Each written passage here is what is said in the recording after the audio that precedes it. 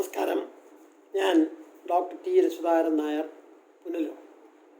ഞാൻ സ്ഥിരമായി എൻ്റെ യൂട്യൂബ് ചാനലിൽ ആരോഗ്യ സംബന്ധമായ വിഷയങ്ങളെ അധികരിച്ച് ചെറിയ ചെറിയ പ്രഭാഷണങ്ങൾ നടത്താറുണ്ട്. പൊതുജനങ്ങളുടെ അറിവിലേക്കും എന്നെ കാണാൻ വരുന്ന പേഷ്യൻസിന് വേണ്ടിയാണ് ഞാനിതിടുന്നത്. അത് ടെക്നിക്കൽ ടേംസ്, അതെങ്കിൽ സാങ്കേതിക പദങ്ങൾ കഴിവതും ഒഴിവാക്കി പച്ച മലയാളത്തിലാണ് ഇടുന്നത്. അത് ആളുകൾക്ക് പ്രയോജനപ്പെടുമെന്ന് കരുതുന്നു. ഇന്ന് മിക്കവാറും 270 ടോപ്പിക്ക് ഇട്ടിട്ടുണ്ട്. ഇന്ന് ഞാൻ ഇടാൻ പോകുന്നത് ഡയബറ്റീസിനെ പറ്റി. ഞാൻ 2-3 ടോപ്പിക്ക് ഇട്ടിട്ടുണ്ട്. ഡയബറ്റീസിനെ പറ്റി ഇട്ടിട്ടുണ്ട്, ട്രീറ്റ്മെൻറ്റ് ഓഫ് ഡയബറ്റീസിനെ പറ്റി ഇട്ടിട്ടുണ്ട്, ഇൻസുലിനെ പറ്റി മാത്രമേ ഇട്ടിട്ടുണ്ട്. പക്ഷേ ഞാൻ ഈ കുഞ്ഞുങ്ങൾക്ക് വരുന്ന ഡയബറ്റീസിനെ പറ്റി ഇതുവരെ ഇട്ടിട്ടില്ല. അതുകൊണ്ട് ഇന്നെൻ്റെ വിഷയം ഡയബറ്റീസ് മെലിറ്റസ് ഇൻ ചിൽഡ്രൻ, അതായത് കുഞ്ഞുങ്ങളിൽ വരുന്ന ഡയബറ്റീസ് അല്ലെങ്കിൽ ഇൻസുലിൻ ഡിപ്പെൻഡൻറ്റ് ഡയബറ്റീസ് മെലിറ്റസ്. ഇതാണ്, അതിനെപ്പറ്റി നമുക്കിന്ന് സംസാരിക്കാം. പിന്നീട് എൻ്റെ ഈ വീഡിയോ നിങ്ങൾക്ക് ഇഷ്ടപ്പെടുകയാണെങ്കിൽ ലൈക്ക് ചെയ്യുക, ഷെയർ ചെയ്യുക. ആദ്യമായി കാണുന്ന ആളുകൾ സബ്സ്ക്രൈബ് ചെയ്യുക. സബ്സ്ക്രൈബിൻ്റെ അടുത്തൊരു ബട്ടണുണ്ട്. ആ ബട്ടൺ എനേബിൾ ചെയ്താൽ നിങ്ങൾക്ക് ഞാനിടുന്ന പുതിയ വീഡിയോസ് ലഭ്യമാകും. അപ്പോൾ നമുക്ക് എന്താണ് ഇൻസുലിൻ ഡിപ്പെൻഡൻറ്റ് ഡയബറ്റീസ് മെലിറ്റസ് എന്ന് പറയുന്നത്? നമുക്കറിയാം, ഇൻസുലിൻ്റെ അഭാവം കൊണ്ട് അല്ലെങ്കിൽ ഇൻസുലിൻ്റെ ഡെഫിഷ്യൻസി കൊണ്ടാണ് ഡയബറ്റീസ് ഉണ്ടാവണമെന്ന് നമ്മളെല്ലാവർക്കും അറിയാം. പാൻക്രിയാസ് എന്ന് പറയുന്ന ഒരു ഗ്രന്ഥിയുണ്ട് നമ്മുടെ ശരീരത്തിൽ. സ്റ്റൊമക്കിൻ്റെ അടിയിരിക്കുന്ന ഒരു ഗ്രന്ഥിയാണ് പാൻക്രിയാസ്. അതിന് 2 തരത്തിലുള്ള ഫംഗ്ഷനുണ്ട്. അതായത് എക്സോക്രൈൻ ഫംഗ്ഷനുണ്ട്, എൻഡോക്രൈൻ ഫംഗ്ഷൻ. എക്സോക്രൈൻ എന്ന് പറഞ്ഞാൽ ഈ ഭക്ഷണപദാർത്ഥങ്ങൾ ദഹിപ്പിക്കാൻ ആവശ്യമായ ദഹനത്തിനാവശ്യമായ രസങ്ങൾ അല്ലെങ്കിൽ ഡൈജസ്റ്റീവ് എൻസൈംസ് ഉണ്ടാക്കുന്ന ജോലിയാണ് അതുണ്ട്. അത് കൂടാതെ അതിൻ്റെ 1% ബീറ്റാ സെൽസ് ഉണ്ട്. ഐലറ്റ്സ് ഓഫ് ലോങ്ങർ ഹാൻഡ്സ് എന്ന് പറയുന്ന ഇതിനകത്ത് alpha cells, beta cells, gamma cells, delta cells എന്ന് പറഞ്ഞ പലതരത്തിലുള്ള സെല്ലുണ്ട്. അതിനകത്ത് ആൽഫ സെൽസ് എന്ന് പറയുന്നത് ഗ്ലൂക്കഗോൺ എന്ന് പറയുന്ന ഒരു ഹോർമോണും ബീറ്റാ സെൽസ് എന്ന് പറയുന്നത് ഇൻസുലിൻ എന്ന് പറയുന്ന ഹോർമോണുമാണ് ഉത്പാദിപ്പിക്കുന്നത്. ആ ഇൻസുലിൻ്റെ കുഴപ്പം കൊണ്ടാണ്, ഇൻസുലിൻ്റെ അഭാവം കൊണ്ടാണ് ഡയബറ്റീസ് വരുന്നത്. ഇൻസുലിൻ്റെ ജോലി എന്ന് പറയുന്നത് നമ്മൾ കഴിക്കുന്ന ആഹാരത്തിലുള്ള കാർബോഹൈഡ്രേറ്റ് മെറ്റബോളിസം. കാർബോഹൈഡ്രേറ്റിനകത്തുള്ള ഗ്ലൂക്കോസിനെ ബ്രേക്ക് ഡൗൺ ചെയ്ത് കാർബൺ ഡൈ ഓക്സൈഡും വെള്ളവുമാക്കി അതിൽ നിന്ന് എനർജി റിലീസ് ചെയ്യാൻ സഹായിക്കുന്നതാണ് ഇൻസുലിൻ. ചുരുക്കം പറഞ്ഞാൽ ഈ ഇൻസുലിൻ ഉണ്ടെങ്കിലേ കാർബോഹൈഡ്രേറ്റ് നമുക്ക് എനർജി ഉൽപ്പാദിക്കാൻ പറ്റും. എന്തെങ്കിലും കാരണവശാൽ ഇൻസുലിൻ ഇല്ലെങ്കിൽ കാർബോഹൈഡ്രേറ്റ് നമുക്ക് എനർജി ഉണ്ടാക്കാൻ പറ്റില്ല. അതിന് പകരം ഫാറ്റിൽ നിന്ന് എനർജി ഉണ്ടാക്കണം. ഫാറ്റും കുറഞ്ഞു പോയാൽ പിന്നെ പ്രോട്ടീനിൽ നിന്ന് എനർജി ഉണ്ടാക്കണം പറ്റുക. അപ്പോൾ അതിൻ്റേതായ സൈഡ് എഫക്റ്റും കോംപ്ലിക്കേഷൻസും ഒക്കെ ഉണ്ട്. അതുകൊണ്ട് ഇൻസുലിൻ തന്നെ വേണം. അപ്പോൾ നമുക്ക് എന്താണ് ഈ ഇൻസുലിൻ ഡിപ്പെൻഡൻറ്റ് ഡയബറ്റീസ് മെലിറ്റസ് എന്ന് പറയുന്നത്? അതായത് ഡയബറ്റീസിനെ പൊതുവെ 3-4 തിരിച്ചിട്ടുണ്ട്. ഒന്ന് ഇൻസുലിൻ ഡിപ്പെൻഡൻറ്റ് ഡയബറ്റീസും, ഒന്ന് നോൺ ഇൻസുലിൻ ഡിപ്പെൻഡൻറ്റ് ഡയബറ്റീസ് അല്ലെങ്കിൽ മെച്യൂരിറ്റി ഓൺസെറ്റ് ഡയബറ്റീസ്, പിന്നെ ജസ്റ്റേഷണൽ ഡയബറ്റീസ് എന്നൊക്കെ പറഞ്ഞുണ്ട്, ഗർഭിണികൾക്ക് വരുന്ന അസുഖം. പിന്നെ വേറെ പല കാരണങ്ങളുണ്ട് ഡയബറ്റീസ് വരാം. ഉദാഹരണത്തിന് പാൻക്രിയാസ് ഒരാളിൻ്റെ അടുത്ത് റിമൂവ് ചെയ്ത് ഓപ്പറേഷൻ ചെയ്ത് പാൻക്രിയാസ് എടുത്ത് കളഞ്ഞാൽ ഡയബറ്റീസ് വരാം. അതൊക്കെ സെക്കൻഡറി ഡയബറ്റീസ്. നമുക്ക് മെയിനായിട്ടുള്ളത് 2-3 ടൈപ്പാണ്. ഒന്ന് പിന്നീട് ഈ കുഞ്ഞുങ്ങൾക്ക് വരുന്ന ഇൻസുലിൻ ഡിപ്പെൻഡൻറ്റ്, പ്രായമായ ആളുകൾക്ക് വരുന്ന നോൺ ഇൻസുലിൻ ഡിപ്പെൻഡൻറ്റ്, അത് അടുത്ത ജസ്റ്റേഷണൽ ഡയബറ്റീസ് അല്ലെങ്കിൽ ഗർഭിണിയൊക്കെ വരും. നമുക്കിന്ന് ഈ കുഞ്ഞുങ്ങൾക്ക് വരുന്ന ഡയബറ്റീസിനെ പറ്റി പഠിക്കാം. അപ്പോൾ ഞാൻ പറഞ്ഞു, പാൻക്രിയാസിനകത്ത് 1% ഉള്ളൂ ഐലറ്റ്സ് ഓഫ് ലോങ്ങർ ഹാൻഡ്സ്. അതിനകത്ത് 1,00,000 ഐലറ്റ്സ് ഓഫ് ലോങ്ങർ ഹാൻഡ്സ് ഉണ്ട്. ഈ ഓരോ ഐലറ്റ്സ് ഓഫ് ലോങ്ങർ ഹാൻഡ്സിലും പിന്നീട് 1000 തൊട്ട് 3000 വരെ സെൽസ് ഉണ്ട്. മുക്കം പറഞ്ഞാൽ ഈ ഇൻസുലിൻ സെക്രീറ്റ് ചെയ്യാനുള്ള സെൽസ് ഏകദേശം 100 to 300 മില്യൺ സെൽസ് ഒരാളിൻ്റെ ശരീരത്തിൽ അയാൾക്ക് ഇൻസുലിൻ ഉൽപ്പാദിപ്പിക്കാൻ വേണ്ടി ദൈവം തന്നിരിക്കുന്നത് 100 തൊട്ട് 300 മില്യൺ. 1 മില്യൺ എന്ന് വെച്ചാൽ 10 ലക്ഷം സെൽസാണ്. അത് ആ സെൽസ് നശിക്കുകയോ അതിൻ്റെ കുഴപ്പം കൊണ്ടാണ് ഈ ഡയബറ്റീസ് ഉണ്ടാകുന്നത്.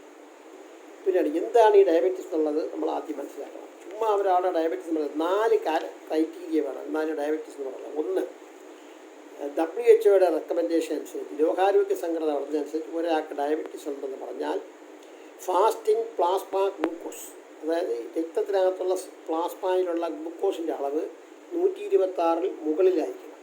126 അതിന് മുകളിലോ ആയാലേ ഡയബറ്റീസ് എന്ന് പറയാൻ പറ്റും. 2, നമ്മൾ ആഹാരം കഴിച്ചതിന് ശേഷം പോസ്റ്റ് പ്രാൻഡിയൽ ബ്ലഡ് ഷുഗർ അല്ലെങ്കിൽ റാൻഡം ബ്ലഡ് ഷുഗർ 200 കൂടുതലോ 200 ആവണം. 3, abnormal glucose tolerance, oral glucose tolerance test abnormal ആയിരിക്കും. അതായത് 2 മണി നമ്മൾ ഗ്ലൂക്കോസ് ടോളറൻസ് എന്ന് പറഞ്ഞാൽ അത് ഞാൻ ഡയബറ്റീസിൻ്റെ ടോപ്പിക്കിൽ ഇട്ടിട്ടുണ്ട്. നമ്മൾ ഗ്ലൂക്കോസ് പേഷ്യൻറ്റിന് കൊടുത്തിട്ട് അരമണിക്കൂർ, 1 മണിക്കൂർ, 1.5 മണിക്കൂർ, 2 മണിക്കൂർ കഴിഞ്ഞിട്ട് ഷുഗറും നോക്കും, ബ്ലഡ് ഷുഗറും നോക്കും, യൂറിൻ ഷുഗർ നോക്കും. അപ്പോൾ തുടക്കത്തിൽ എത്ര ഉണ്ടായിരുന്നോ അത് തന്നെ അവസാനവും വരണം. ആ അവസാനം വരുന്നത് 2 മണിക്കൂർ കഴിഞ്ഞ് നോക്കുമ്പോൾ അത് 200 കൂടുതലാണെങ്കിൽ ആ പേഷ്യൻ്റ് ഡയബറ്റീസ് ഉള്ള ആളാവാൻ സാധ്യതയുണ്ട്. പിന്നൊന്ന് HbA1c ആണ്, ഗ്ലൈക്കോസിലേറ്റഡ് ഹീമോഗ്ലോബിൻ. അത് 6.5% കൂടിയാൽ ഡയബറ്റീസ് സസ്പെക്ട് ചെയ്യണം. ഈ 4 എണ്ണം ഉണ്ടെങ്കിലേ ഡയബറ്റീസ് എന്ന് പറയാൻ പറ്റും. ഇനി സാധാരണ പ്രായമായ ആളുകൾക്ക് ഡയബറ്റീസ് വരാനുള്ളതിൻ്റെ ഒരു പ്രധാന കാരണം ഒന്ന് പാരമ്പര്യമാണ്, അതല്ലെങ്കിൽ ഒബീസിറ്റി, അല്ലെങ്കിൽ അമിതമായ ആഹാരം കൊണ്ട് പാൻക്രിയാസ് അങ്ങ് ക്ഷീണിച്ചു പോകും. അപ്പോൾ ഐലറ്റ് ഓഫ് ലോങ്ങർ ഹാൻഡ്സ് കുറച്ച് ഇൻസുലിൻ ഉണ്ടാക്കും, പക്ഷേ ആ ഇൻസുലിൻ തികയുന്നില്ല. ഇൻഇഫക്റ്റീവ്നെസ്, അല്ലെങ്കിൽ ആ ഇൻസുലിൻ ഉണ്ടാക്കുന്നതിന് ശരിയായ രീതിയിൽ പ്രവർത്തിക്കാൻ പറ്റത്തില്ല. അപ്പോൾ 2 കാരണം, ഒന്ന് ഇൻഇഫക്റ്റീവ്നെസ് ഓഫ് ഇൻസുലിൻ, അല്ലെങ്കിൽ ഇൻസഫിഷ്യൻസി ഓഫ് ഇൻസുലിൻ. ഒന്നുകിൽ ഇൻസുലിൻ്റെ അളവ് കുറവായിരിക്കും, അല്ലെങ്കിൽ ആ ഇൻസുലിൻ മതിയാകുന്നില്ല, അല്ലെങ്കിൽ ആ ഇൻസുലിന് ശരിയായ രീതിയിൽ പ്രവർത്തിക്കാൻ കഴിയുന്നില്ല. അങ്ങനെ കാരണം ഇൻസുലിൻ റെസിസ്റ്റൻസ് ഉണ്ട്. അങ്ങനെ കൊണ്ടാണ് പ്രായമായ ആളേക്ക് വരുന്നത്. അതിന് നമ്മൾ ഇൻസുലിൻ തന്നെ കൊടുക്കണമെന്നില്ല. ആഹാരം നിയന്ത്രിക്കാം, വണ്ണം കുറയ്ക്കാം, എക്സർസൈസ് ചെയ്യാം, പിന്നെ ഇൻസുലിനെ കൊണ്ട് ഉത്തേജിപ്പിക്കുക. ഇൻസുലിൻ ഐലറ്റ് സെൽസിനെ ഉത്തേജിപ്പിക്കാനുള്ള ഓറൽ ഹൈപ്പോഗ്ലൈസീമിക് ഡ്രഗ്സ് ഒരുപാട് അതെല്ലാം കൊടുത്തിട്ട് ഇതിനും കുറയുന്നില്ലെങ്കിൽ മാത്രം ഇൻസുലിൻ എടുത്താൽ മതി. അതാണ് നോൺ ഇൻസുലിൻ ഡിപ്പെൻഡൻ്റ് എന്ന് പറയുന്നത്.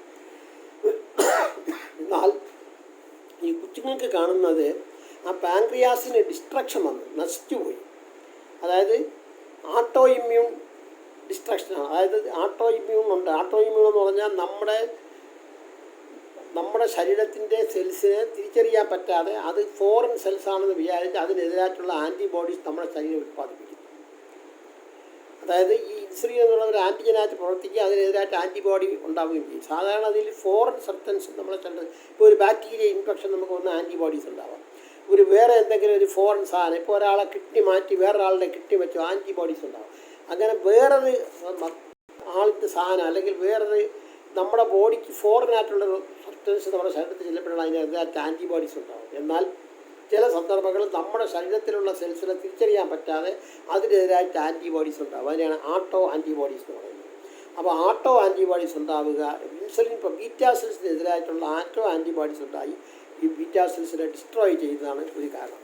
പിന്നെ അതിന് ജനറ്റിക് കാരണങ്ങളുമൊക്കെ ഉണ്ട്. പിന്നീട്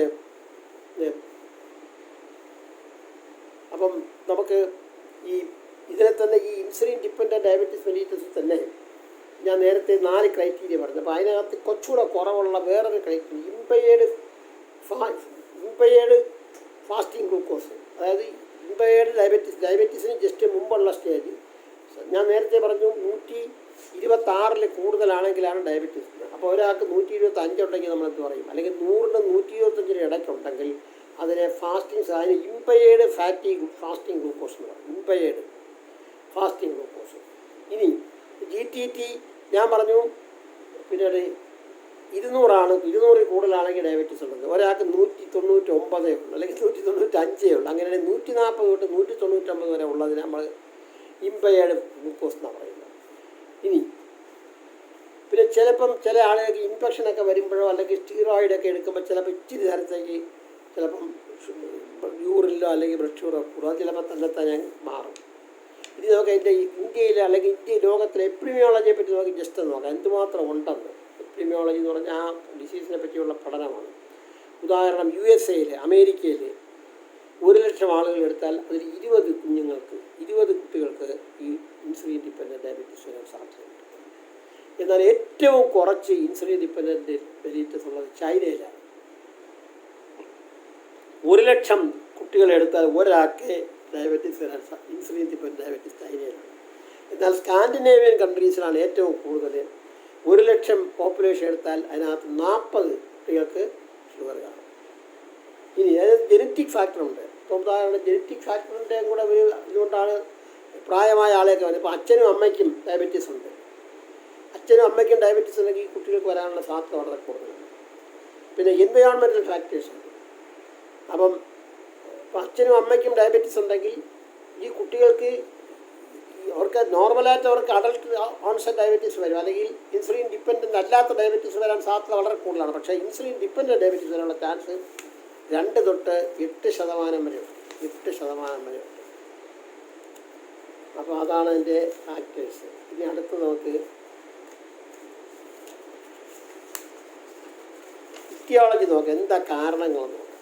ഞാൻ നേരത്തെ പറഞ്ഞു ആട്ടോ ആൻറ്റിബോഡീസ് കൊണ്ട് മാത്രമല്ല വേറെയും കാരണങ്ങളുണ്ട്. അതായത് ഒന്ന് ഏറ്റവും കോമൺ 90% ആട്ടോ ആൻറ്റിബോഡീസാണ്.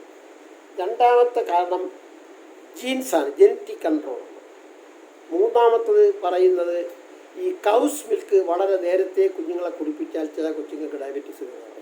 പശുവും പാൽ, അതായത് അമ്മയുടെ മുലപ്പാലിന് പകരം പശുവും പാൽ വളരെ നേരത്തെ കൊടുത്തു കഴിഞ്ഞാൽ ചിലർക്ക് ഡയബറ്റീസ് വരാൻ സാധിക്കും. പിന്നെ കുഞ്ഞുനാൾ വരുന്ന ചില വൈറൽ ഇൻഫെക്ഷൻസ് നമുക്ക് പാൻക്രിയാസിന് നാശം ഉണ്ടാക്കാം. ഞാൻ കഴിഞ്ഞ ദിവസം മംസിനെ പറ്റി പറഞ്ഞു മംസ് പരോട്ടിക് ഗ്ലാൻഡിനെ മാത്രമല്ല പാൻക്രിയാസിനെ ബാധിക്കുകയാണ്. അപ്പോൾ മംസ് വന്ന് പാൻക്രിയാസിന് ഇൻഫെക്ഷൻ വന്നാൽ ചില ഡയബറ്റീസ് വരാം. കോക്സാക്കി വൈറസിൻ്റെ ഇൻഫെക്ഷൻ വരാം. സൈറ്റോമെഗാലോ വൈറസിൻ്റെ ഇൻഫെക്ഷൻ കൊണ്ടുവരാം. പിന്നീട് റൂബല്ല എന്ന് പറഞ്ഞാൽ ജർമ്മൻ മീസിൽസാണ്. അത് ഞാൻ പഠിച്ചിട്ടുണ്ട്. MMR വാക്സിൻ പറഞ്ഞപ്പോൾ ഞാൻ മംസ്, മീസിൽസ്, റൂബല്ല, ഇതിനകത്ത് മംസ് കൊണ്ടും റൂബല്ല കൊണ്ടും പാൻക്രിയാസിന് ക്ഷത ഉണ്ടാകുകയും ഡയബറ്റീസ് വരികയും ചെയ്യാം. പിന്നെ HLA ആൻറ്റിജൻ കേട്ടിട്ടുണ്ടല്ലോ, ഹ്യൂമൻ ല്യൂക്കോസൈറ്റ് ആണ്. നമ്മൾ RBC ആൻറ്റിജൻ പോലെ WBCയിലുള്ളൊരു ആൻറ്റിജനാണ്. അതിനകത്ത് ചില ആൻറ്റിജൻസ് ഉണ്ടെങ്കിൽ ഈ ഇൻസുലിൻ ഡിപ്പെൻഡൻറ്റ് ഡയബറ്റീസ് വരാൻ സാധാരണ HLA, B8, B15, B6, B21, BW3, DR3, DR4 ഇതൊക്കെ ഉള്ളവർക്ക് ഇതുകൊണ്ടാനുള്ള റിസ്ക് വളരെ കൂടുതലാണ്. പിന്നെ ഈ എപ്പിഡമിയോളജിക്കൽ സ്റ്റഡി നടത്തുന്നതിനനുസരിച്ച് വൈറ്റമിൻ D ഡെഫിഷ്യൻസി കൊച്ചുങ്ങൾക്കുണ്ടെങ്കിൽ, നമ്മുടെ നാട്ടിൽ വളരെ കുറവാണ്. ഈ യൂറോപ്യൻ കൺട്രീസിലൊക്കെ വൈറ്റമിൻ D ഡെഫിഷ്യൻസി കൊച്ചുങ്ങൾക്ക് കാണാൻ സാധ്യത. സൂര്യപ്രകാശം ഇല്ലാത്ത സ്ഥലങ്ങളൊക്കെ ഉണ്ട്, അവിടെയൊക്കെയുള്ള കൊച്ചുങ്ങൾക്ക് ഇത് വരാൻ സാധ്യതയുണ്ട്.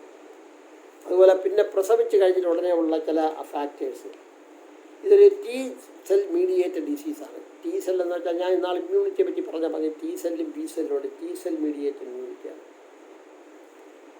അപ്പോൾ യഥാർത്ഥത്തിൽ ഈ എല്ലാ കൊച്ചുങ്ങൾക്കും ഐലറ്റ് സെൽസിനെതിരായിട്ട്, ഐലറ്റ് സെൽ എന്ന് പറഞ്ഞാൽ ഈ ഇൻസുലിൻ ഉണ്ടാക്കുന്ന സെൽ, ഐലറ്റ്സ് ഓഫ് ലാംഗർഹാൻസ് എന്ന് പറയുന്ന ആളാണ് ഈ ഐലറ്റ് സെൽസ് കണ്ടുപിടിച്ചത്.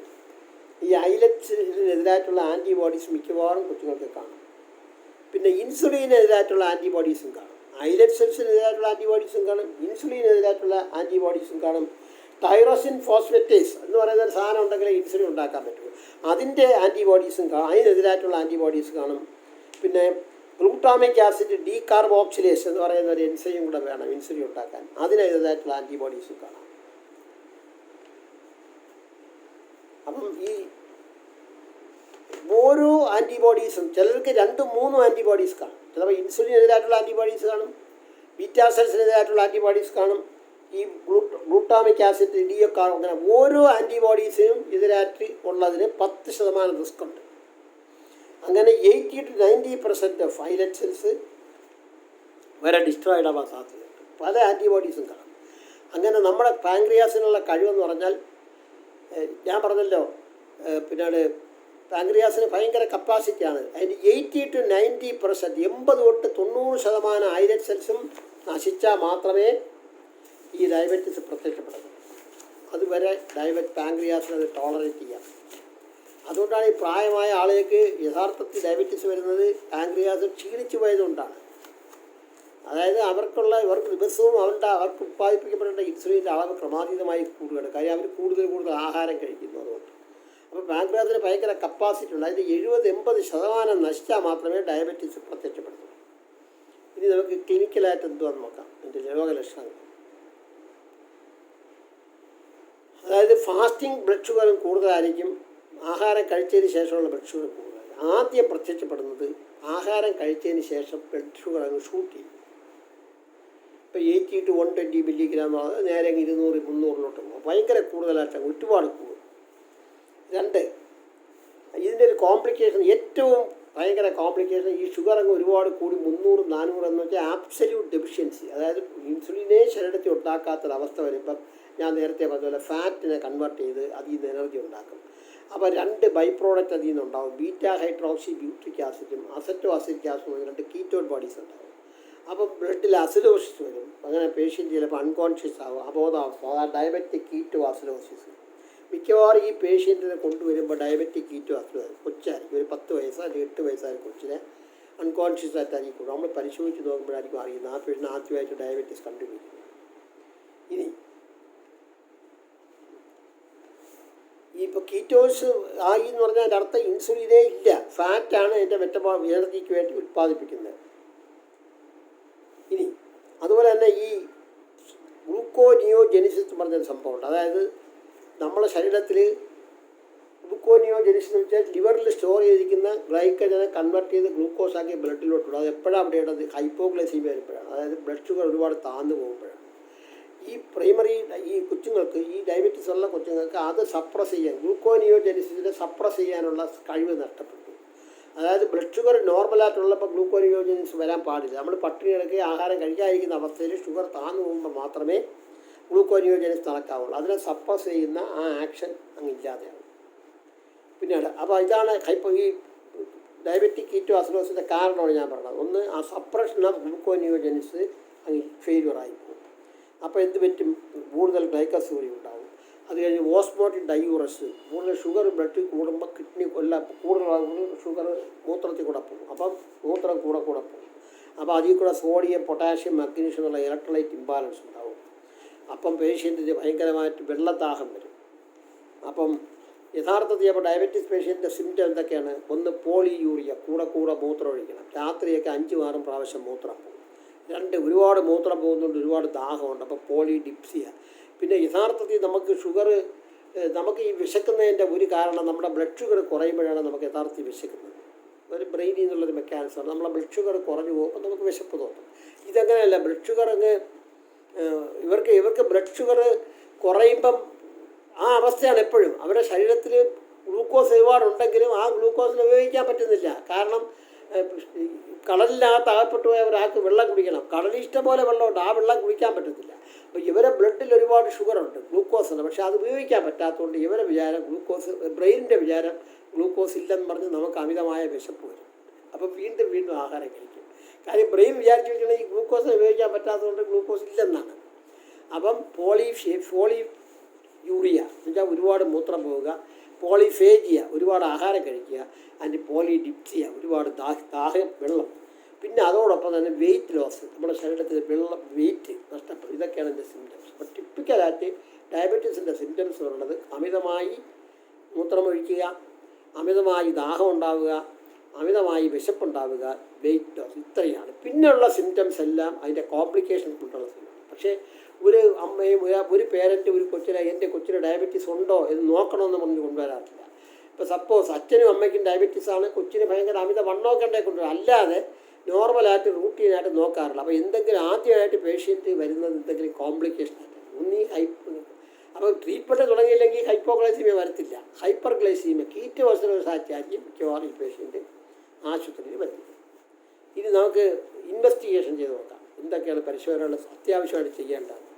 ആദ്യം നമ്മൾ നോക്കാനുള്ള ബ്ലഡ് ഷുഗർ നോക്കാം. ഡയബറ്റീസ് ഉണ്ടെന്ന് സംശയം ഉണ്ടെങ്കിൽ, അല്ലെങ്കിൽ കൂടുതൽ പ്രാവശ്യം മൂത്രം പോകുമെന്ന് പറയുകയാണ്, അല്ലെങ്കിൽ കൊച്ചിൻ്റെ വെയിറ്റ് ഒരുപാട് നഷ്ടപ്പെടുകയാണ്, അല്ലെങ്കിൽ അമിതമായി വെള്ളദാഹം എന്ന് പറയുന്നു, അമിതമായി വിശപ്പെന്നൊക്കെ പറഞ്ഞ് കുട്ടികളെ കൊണ്ടുവന്നാൽ തീർച്ചയായിട്ടും അതിൻ്റെ ബ്ലഡ് ഷുഗർ നോക്കണം, യൂറിൻ ഷുഗർ നോക്കണം.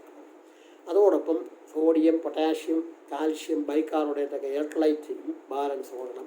പിന്നെ കിഡ്നിക്ക് വല്ല കാരണം ഇത് ഡയബറ്റീസ് തുടങ്ങി കുറേ നാൾ കഴിഞ്ഞിട്ടായിരിക്കും ഡോക്ടർ ആദ്യം കാണുന്നത്. അപ്പോൾ കിഡ്നിക്ക് വല്ല ചേഞ്ച് വന്നോ എന്നറിയാൻ വേണ്ടി ബ്ലഡ് യൂറിയ, നൈട്രജൻ, ക്രിയാറ്റിനൊക്കെ നോക്കണം.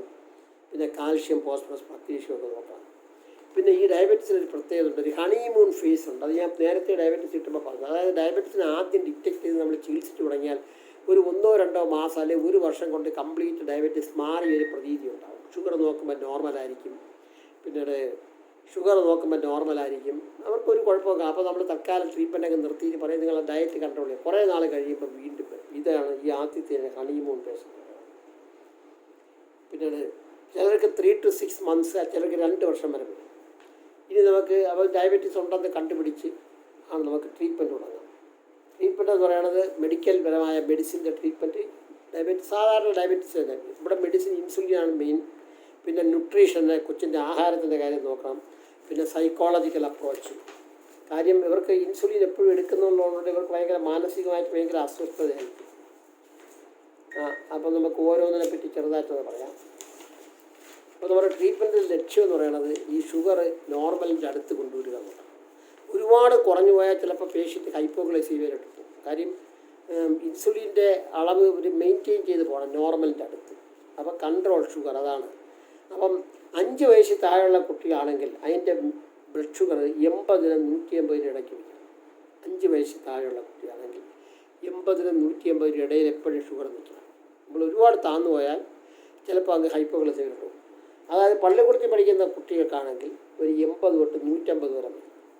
അഡോളസെൻറ്റ് അതായത് ഒരു 15 വയസ്സ് കഴിഞ്ഞ കുട്ടിക്കാണെങ്കിൽ 70 തൊട്ട് 130 വരെ ബ്ലഡ് ഷുഗർ ആ ലെവലിൽ നിൽക്കണം. അപ്പോൾ കൊച്ചുങ്ങൾക്കാണെങ്കിൽ 80 തൊട്ട് 180, കാര്യം അവർക്ക് ഹൈപ്പോഗ്ലൈസെമിയ വരാനുള്ള ചാൻസ് കൂടുതലാണ്.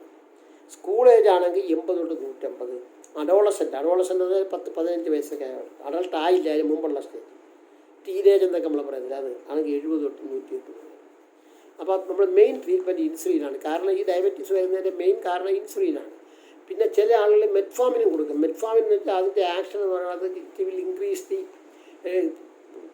ഗ്ലൂക്കോസ് യൂട്ടിലൈസേഷൻ പറയും മസിൽസിനകത്ത് ഗ്ലൂക്കോസിൻ്റെ ഉപയോഗം കൂട്ടുകയും നമ്മുടെ ശരീരത്തിൽ നമ്മൾ കഴിക്കുന്ന ആഹാരത്തിൻ്റെ ഉള്ള ഗ്ലൂക്കോസിൻ്റെ അബ്സോർപ്ഷൻ ആഗിരണം കുറയ്ക്കുകയും ചെയ്യുന്നൊരു ഗുളികയാണ് ഈ മെറ്റ്ഫോമിൻ. അത് എല്ലാ ഡയബറ്റീസ് പേഷ്യൻറ്റിനും കൊടുക്കും. അത് കൂട്ടത്തിൽ ചില ആളുകൾ ഈ കൊച്ചുങ്ങൾക്കും കൊടുക്കും. പക്ഷേ അത് മാത്രം പോരാ, ഇൻസുലിൻ കൂടെ വേണം.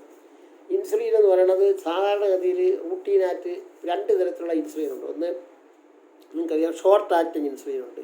എന്നുവെച്ചാൽ പെട്ടെന്ന് ഒരു ദിവസം 3 ഇഞ്ചക്ഷൻ വരെ കൊടുക്കണം, രാവിലെ ഉച്ചയ്ക്ക് രാത്രി, ഷോർട്ട് ആക്ടിങ്. പിന്നെ ഇൻ്റർമീഡിയറ്റ് ആക്ടിങ് ഉണ്ട്, അതായത് ഷോർട്ട് ആക്ടിങ് ലോങ് ആക്ടിങ് കൂടെ മിക്സ് ചെയ്ത ഇൻസുലിൻ, അത് രാവിലെ വൈകുന്നേരം കൊടുത്താൽ മതി.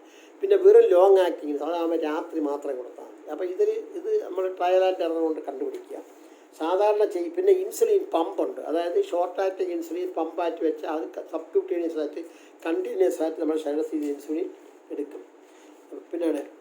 പിന്നെ വേറെ പുതിയ ഇൻസുലിൻ അനലോഗ് ഇറങ്ങിയിട്ടുണ്ട്. ലിസ്പ്രോ ഉണ്ട്, അസ്പാർട്ടുണ്ട്, ഗ്ലൂലൈസിനുണ്ട്. അതൊക്കെയാണ് ഇൻസുലിൻ അനലോഗ് എന്ന് പറഞ്ഞാൽ അതിനകത്ത് ഇൻസുലിൻ്റെ അമൈനോ ആസിഡിൻ്റെ പാറ്റേണിൽ ഒരു ചെറിയ ചേഞ്ച് വരുത്തി. അപ്പോൾ അതിൻ്റെ അബ്സോർപ്ഷൻ കൂടുതലായിരിക്കും, അതിൻ്റെ യൂറേഷൻ ഓഫ് ആക്ഷനും കൂടും. എക്സാമ്പിൾ ഗ്ലാർജിൻ, ഡെറ്റീമർ എന്നൊക്കെ പറയാനുണ്ട്. അതിനകത്ത് 24 മണിക്കൂർ വരെ ആക്ഷൻ ഉണ്ട്, ഒരു ഇഞ്ചക്ഷൻ എടുത്താൽ മതി. പിന്നെ നമുക്ക് ഓരോന്നിനെ പറ്റി ഞാൻ ചെറുതായിട്ടൊന്ന് പറയാം. ഇപ്പോൾ വെരി ഷോർട്ട് ആക്ടിങ് ആണെങ്കിൽ ലിസ്പ്രോ, അസ്പാർട്ട്, ഗ്ലൂലീസ് ഇതൊക്കെയാണ് ഷോർട്ട് ആക്ടിങ്. അതിൻ്റെയൊക്കെ ആക്ഷൻ തുടങ്ങാൻ വരും 5 തൊട്ട് 15 മിനിറ്റ് വരെ, 3 തൊട്ട് 5 മണിക്കൂർ വരെ ആക്ഷൻ ഉണ്ട്. ഷോർട്ട് ആക്ടിങ് അതാണ് അത്. ഷോർട്ട് ആക്ടിങ് ആണെങ്കിൽ ഇത് വെരി ഷോർട്ട് ആക്ടിങ് ആണ്. ഷോർട്ട് ആക്ടിങ് ആണെങ്കിൽ 30 തൊട്ട് 60 മിനിറ്റിനാണ് ആക്ഷൻ വരും, 5 to 8 മിനിറ്റ്. പിന്നെ ലോങ് ആക്ടിങ് ഉണ്ട്, NPH ഇൻസുലിൻ. ലോങ് ആക്ടിങ് ആണെങ്കിൽ NPHൻ്റെ ഫുൾ ഫോം ന്യൂട്രൽ പ്രോട്ടമീൻ ഹെഗ്നോൺ എന്ന് പറയുന്നത് 2 to 4 അവേഴ്സാണ് അതിൻ്റെ എഫക്റ്റ് വരാൻ തുടങ്ങുന്നത്. പക്ഷേ 10 to 16 അവേഴ്സ് വരെ, അതിന് 10 തൊട്ട് 16 മണിക്കൂർ വരെ. പിന്നെ ഇതാണ് ഇൻ്റർമീഡിയറ്റ്. ലോങ് ആക്ടിങ് എന്ന് പറഞ്ഞാൽ ഗ്ലാർജിൻ, ഡെറ്റീമർ. അത് 2 തൊട്ട് 4 മണിക്കൂർ കഴിഞ്ഞ് ആക്ഷൻ തുടങ്ങത്തുള്ളൂ, പക്ഷേ 16 തൊട്ട് 20 മണിക്കൂർ വരെ അതിന് ആക്ഷൻ ഉണ്ട്. അപ്പോൾ പുതിയതായിട്ടൊരു കൊച്ചിനെ നമ്മൾ ആദ്യമായിട്ട് ഡയബറ്റീസ് കണ്ടുപിടിക്കുമ്പോൾ അതിന് കൊടുക്കുന്നത് 0.4 to 0.6 units per kilogram per 24 അവേഴ്സാണ്.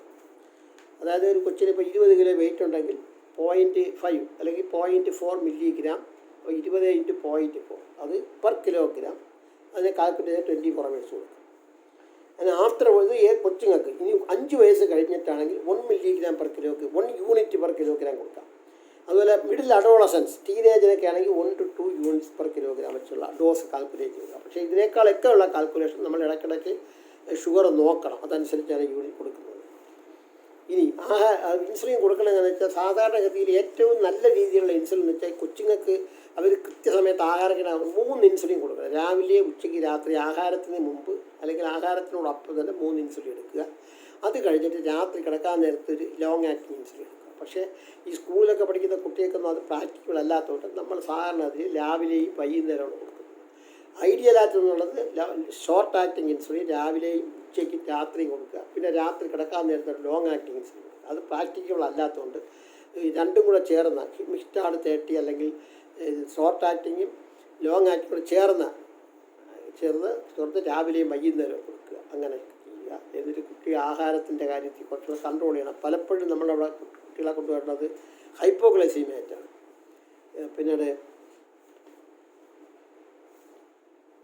പിന്നെ അടുത്തത് ഡയറ്റാണ്.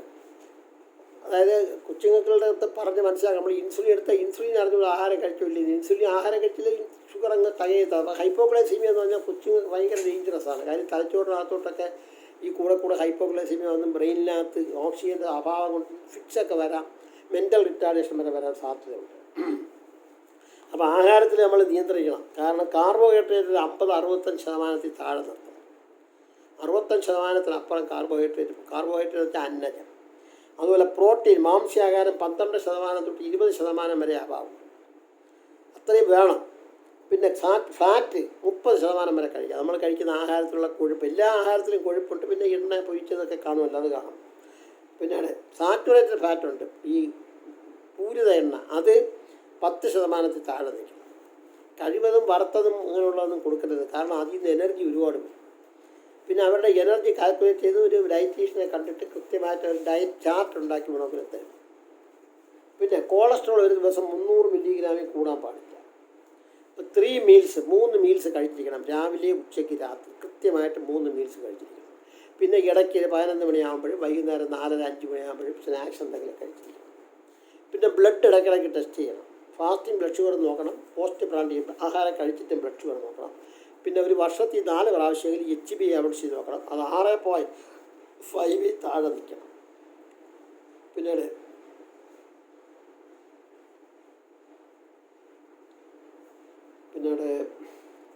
അത് ഈ HbA1c തന്നെ പല അമേരിക്കൻ ഡയബറ്റിക് അസോസിയേഷൻകാർ പറയുന്നത് 6 വയസ്സിൽ താഴെയുള്ള കൊച്ചുങ്ങൾക്ക് 7.5 തൊട്ട് 8.5 വരെ ആവാം. ഒരു കൊച്ചുങ്ങൾക്ക് 7.5 തൊട്ട് 8.5 വരെ, 8% വരെ ആവാം. 6 തൊട്ട് 13 വയസ്സുള്ള കൊച്ചുങ്ങൾക്ക് 8% വരെ ആവാം HbA1c. 13 വയസ്സ് തൊട്ട് 18 വയസ്സുള്ള ആളുകൾക്ക് 7.5% വരെ വരാം. അഡൾട്ടിന് 7 താഴെ നിൽക്കണം. ഇതാണ് HbA1c. ഒരു വർഷം 4 പ്രാവശ്യമെങ്കിലും നോക്കണം. ബ്ലഡ് ഷുഗർ ഐഡിയലായിട്ട് ഓരോ ദിവസവും നോക്കണം. പക്ഷെ നമ്മളെ നാട്ടിലത് പറ്റത്തില്ല. അതുകൊണ്ട് നമ്മൾ ഇടയ്ക്കിടയ്ക്ക് കൊച്ചുങ്ങൾക്ക് ഷുഗർ നോക്കണം. വീട്ടിലൊരു ഗ്ലൂക്കോമീറ്റർ വാങ്ങിച്ച് വെച്ചേക്കണം, നല്ല ഇൻസുലിൻ എടുക്കുന്നത്. അപ്പോൾ എന്തെങ്കിലും കൊച്ചു വല്ല ക്ഷീണമല്ലോ പറഞ്ഞാൽ ഉടൻ തന്നെ ഗ്ലൂക്കോമീറ്ററിൽ ഷുഗർ നോക്കിയിട്ട് മധുരമുള്ള എന്തെങ്കിലും കൊടുക്കുക. അല്ലെങ്കിൽ ഹൈപ്പോഗ്ലൈസീമിയ അടിച്ച് പിന്നെ ആശുപത്രിയൊക്കെ പോകാൻ ഒരുപാട് താമസിക്കും. പിന്നെ കൊച്ചിന് തന്നെ പറഞ്ഞു കൊടുക്കണം ഹൈപ്പോഗ്ലൈസീമിയ വന്നാൽ എങ്ങനെയാണ്, ഹൈപ്പോഗ്ലൈസീമിയ എന്ന് വെച്ചാൽ എന്താണ്, അതിൻ്റെ ലക്ഷണങ്ങൾ. ഇനി നമുക്ക് കോംപ്ലിക്കേഷൻസ് ഹൈപ്പോഗ്ലൈസീമിയെ പറ്റി കൂടെ ഞാൻ നിർത്താം. ഹൈപ്പോഗ്ലൈസീമിയ എന്ന് വെച്ചാൽ ബ്ലഡ് ഷുഗർ ഒരുപാട് താന്നു പോകുന്നതാണ് ഹൈപ്പോഗ്ലൈസീമിയ. അതിന് ഇൻസുലിൻ എടുത്തിട്ട് ആഹാരം കഴിക്കാതിരിക്കുക. അല്ലെങ്കിൽ വല്ല ഇൻഫെക്ഷനൊക്കെ വരുമ്പോൾ ഇൻസുലിൻ്റെ അളവ് കൂടും. നമ്മൾ നോർമൽ കോഴ്സിലുള്ള ഇൻസുലിനെ കൊടുക്കത്തുള്ളൂ. അപ്പോൾ ഒരുപാട് ഇൻസുലിൻ 45 ബ്ലഡ് ഷുഗർ 45 മില്ലിഗ്രാമിൽ താഴെ ആകുമ്പോഴാണ് നമുക്ക് പേഷ്യൻ്റ് സിംറ്റംസ് വരുന്നത്, ഹൈപ്പോഗ്ലൈസീമിയയിലോട്ട് വരുന്നത്. CNS-നാണ് ഏറ്റവും കൂടുതൽ ബാധിക്കുന്നത്. അപ്പോൾ പെട്ടെന്ന് കൊച്ചിനുള്ള ലക്ഷണം എന്ന് പറഞ്ഞാൽ ട്രമർ വരും, വിറയിൽ വരും, കൈ വിറയിൽ വരും, മുഖമൊക്കെ അങ്ങ് വെള്ളരിക്കും, നെഞ്ചിടിപ്പ് വരും, ചിലപ്പോൾ സീസേഴ്സ് ജന്നി പോലെ വരും. പിന്നെ ഇങ്ങനെ കൂടെ വന്നാൽ എൻ്റെ അമിതമായി അത് വേർക്കുക. അപ്പോൾ ഒരിക്കൽ ഹൈപ്പോഗ്ലൈസീമിയ വന്നിട്ടുള്ള ആളുകൾക്ക് പിന്നെ മനസ്സിലാവും. അത് അമിതമായി വേർക്കുക, നെഞ്ചിടിപ്പ് വരിക, കൈകാലുകൾ വിറയ്ക്കുക, ഒരു ഡൈയിങ് ഫീലിംഗ്, അങ്ങ് എന്തോ താന്ന് പോകുന്ന ഒരു അവസ്ഥയിലോട്ട് പോകും. അതാണ് ഹൈപ്പോഗ്ലൈസീമിയ. അതിൻ്റെ പത്തോഫിസിയോളജിയിലോട്ട് ജസ്റ്റ് ഒന്ന് പറയാം. അതായത് ഷുഗർ താന്നു പോകുമ്പോൾ എന്ത് ചെയ്യും? ഇൻസുലിൻ സെക്രീഷൻസ്, ഷുഗർ താന്നു പോകുമ്പോൾ നോർമൽ കോഴ്സിൽ ഷുഗർ താന്നു പോകുമ്പോൾ ഇൻസുലിൻ സെക്രീഷൻ കുറയണം. അപ്പോൾ അത് കോമ്പൻസേറ്റ് ചെയ്യാൻ വേണ്ടി ഗ്രോത്ത് ഹോർമോൺ, കോർട്ടിക്കൽ സ്റ്റിറോയിഡ്. അപ്പോൾ ഇൻസുലിൻ്റെ നേരെ ഓപ്പോസിറ്റ് എഫക്റ്റാണ് ഗ്ലൂക്കോണൊക്കെ ഉണ്ടാവും, ആൻഡ് അഡ്രിനാലിൻ, ഇതെല്ലാം ഉണ്ടാവും. അപ്പോൾ റിലീസ് ഓഫ് അമൈനോ ആസിഡ് ഉണ്ടാവും. അമൈനോ ആസിഡ് എന്തിനാണ്? ഇൻസുലിൻ ഉണ്ടാവണമെങ്കിൽ അമൈനോ ആസിഡ് വേണം. അപ്പോൾ ഗ്ലൂക്കോനിയോജനിസ് വന്ന് ഗ്ലൂക്കോസ്, അതായത് നമ്മുടെ ലിവറിൽ സ്റ്റോർ ചെയ്തിരിക്കുന്ന ഗ്ലൂക്കോസിനെ ഗ്ലൈക്കജനെ കൺവേർട്ട് ചെയ്ത് ഗ്ലൂക്കോസായിട്ട് ബ്ലഡിൽ കൊണ്ടുവരും. ഇതാണ് നോർമൽ മെക്കാനിസം. ഇത് ഹൈപ്പോഗ്ലൈസീമിയ വരുമ്പോൾ ഈ മെക്കാനിസം ഇല്ലാതായി. അതാണ് ഹൈപ്പോഗ്ലൈസീമിയ. അതിൻ്റെ ട്രീറ്റ്മെൻറ്റ് എന്ന് പറയുന്നത് കൊണ്ടുവന്ന ഉടൻ തന്നെ നമ്മൾ IV ആയിട്ട് 25% ഗ്ലൂക്കോസ് കൊടുക്കും. ഒരു 2-3 ആംബ്യൂൾ എത്ര ഉണ്ടെന്ന് നോക്കും. 30 ആയ ആൾക്കാരുടെ കൊണ്ടുവന്നിട്ടുണ്ട്. നമ്മൾ ഉടൻ തന്നെ ഗ്ലൂക്കോസ് IV ബോളസായിട്ട് കൊടുക്കും. പിന്നെ ഒരു 10% ഗ്ലൂക്കോസ് ട്രിപ്പായിട്ട് കൊടുക്കണം. IV ഗ്ലൂക്കോസ് കൊടുക്കുന്ന 2 ml/kg ഓഫ് 2 ml/kg കൊടുക്കണം. അങ്ങനെയാണ് IV ഗ്ലൂക്കോസ് കൊടുക്കണം. പിന്നെ ഓറലായിട്ട് കൂടെ എന്തെങ്കിലും കഴിക്കാൻ കൊടുക്കണം. കാരണം നമ്മൾ ഈ IV ആയിട്ട് കൊടുക്കുന്ന ഗ്ലൂക്കോസ് പെട്ടെന്ന് ശരീരത്തിൽ നിന്ന് അങ്ങ് പോകും യൂറിനിൽ കൂടെ. അതുകൊണ്ട് പിന്നീട് ഈ 10% ഡെക്സ്ട്രോസ് കൊടുത്തിട്ട് അതിൻ്റെ കൂടെ ഓറലായിട്ട് മധുരമുള്ള എന്തെങ്കിലും കൊടുക്കാൻ പറഞ്ഞു ഒബ്സർവ് ചെയ്യണം. എന്നിട്ട് നമ്മൾ ഇൻസുലിൻ എടുത്തുകൊണ്ടിരിക്കണമെങ്കിൽ ആ ഇൻസുലിൻ്റെ അളവ് കുറയ്ക്കണം. ഇതൊക്കെയാണ് ഹൈപ്പോഗ്ലൈസമിയെ പറ്റി പറയുന്നത്. ഇതൊക്കെ ആൾറെഡി ഞാൻ മറ്റേ ഡയബറ്റീസിൽ പറഞ്ഞിട്ടുണ്ട്, അതുകൊണ്ട് ഞാൻ വളരെ ചുരുക്കി പറയുകയാണ്. പിന്നെ ഉള്ളത് കീറ്റോസിസാണ്. ഇതിൻ്റെ ഓപ്പോസിറ്റാണ് ഡയബറ്റിക് കീറ്റോസിസ്. അത് കൊച്ചുങ്ങൾക്ക് ഇൻസുലിൻ എടുക്കാത്ത അവസ്ഥ വരുമ്പോഴാണ്. അത് ഞാൻ പറഞ്ഞു. അതായത് ഇൻസുലിൻ ഭയങ്കരമായിട്ട് ഡെഫിഷ്യൻ്റ് ആകുമ്പോൾ ഗ്ലൂക്കോസ് മെറ്റബോളിസം നടക്കുകയും ഗ്ലൂക്കോസിൽ നിന്ന് ഷുഗർ എനർജി ഉണ്ടാക്കാൻ പറ്റാത്തൊരവസ്ഥ വരുമ്പോൾ ഫാറ്റി ഇതുണ്ടാവും. അപ്പോൾ അതിൻ്റെ നമ്മൾ ഗ്ലൂക്കോസ് മെറ്റാബോളിസം ചെയ്യുമ്പോൾ അതിൻ്റെ ബൈ പ്രോഡക്റ്റ് കാർബൺ ഡൈ ഓക്സൈഡും വെള്ളവുമാണ്. കാർബൺ ഡൈ ഓക്സൈഡ് നമ്മുടെ എയറിൽ കൂടെയും വെള്ളം മൂത്രത്തിൽ കൂടെയും യൂറിനിൽ കൂടെയും. എന്നാൽ ഈ ഫാറ്റ് മെറ്റബോളിസം നടക്കുമ്പം ബീറ്റാ ഹൈഡ്രോക്സി ബ്യൂട്രിക് ആസിഡും അസറ്റോ അസിറ്റിക് ആസിഡ് കീറ്റോൺ ബോഡീസാണ് ഇതിൻ്റെ ബൈ പ്രോഡക്റ്റ്. അത് ബ്ലഡിൽ അക്യൂമുലേറ്റ് ചെയ്യുമ്പം അസിഡോസ് ഉണ്ടാകും. അപ്പോൾ വേറെ ഒരുപാട് കുഴപ്പങ്ങൾ വരും. ഞാൻ അതിൻ്റെ ഡീറ്റെയിൽസിലോട്ട് കടക്കുന്നില്ല.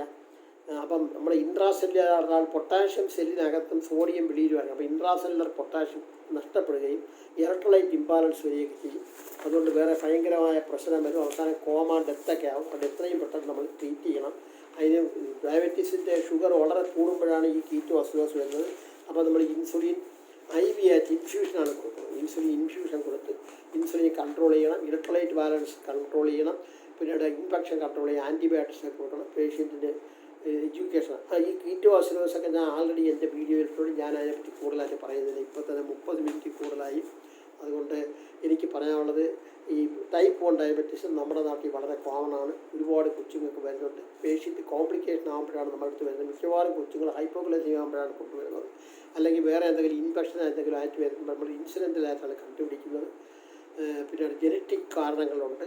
പിന്നെ അല്ലെങ്കിൽ കൊച്ചുനാളിൽ എന്തെങ്കിലും വൈറൽ ഇൻഫെക്ഷനോ വല്ലതും വരും, അല്ലെങ്കിൽ ആൾട്ടോ ആൻറ്റിബോഡീസോ. ഇതൊക്കെയാണ് ഇൻസുലിൻ ഡിപ്പെൻഡൻറ്റ് IDDM അല്ലെങ്കിൽ ടൈപ്പ് 1 ഡയബറ്റീസ് എന്ന് പറയുന്നത്. ഇതിനെയാണ്. ഇത്രയും നേരം നിങ്ങൾ ക്ഷമയോടെ കേട്ടതിന് നന്ദി, നമസ്കാരം. ഇഷ്ടപ്പെട്ടെങ്കിൽ ലൈക്ക് ചെയ്യുക, ഷെയർ ചെയ്യുക, സബ്സ്ക്രൈബ് ചെയ്യുക. Thank you.